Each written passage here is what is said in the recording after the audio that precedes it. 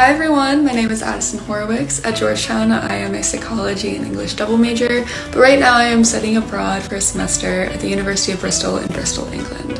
So come along with me for a very typical, very rainy Tuesday.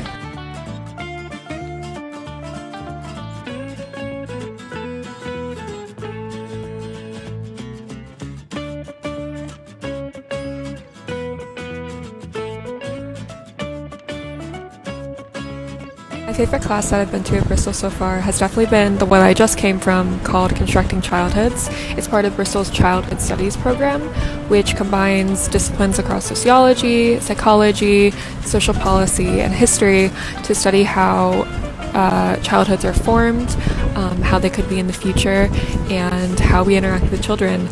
It's been super interesting so far, especially as someone who studied child development at Georgetown, and it's definitely unique to Bristol, so if you're planning on coming to Bristol, I would definitely look into it.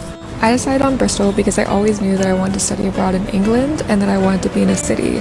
Bristol as a city is super easily navigatable. You can walk pretty much anywhere, and there's a lot to do just within a 15-minute walk from your dorm, from restaurants to museums that are often free or discounted for students.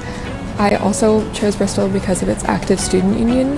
There is a huge amount of clubs and societies here that are always providing events. A lot of it is open access. There's no application like there is at Georgetown.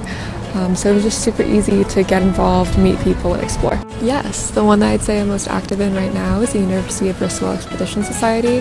They plan a lot of weekend excursions across outdoor spaces in the UK, but they also host weekly bouldering and rock climbing activities for all skill levels, so I'm completely new to this, but they have been super great about teaching me, and I've met a ton of really cool people through that I hope to see a lot more.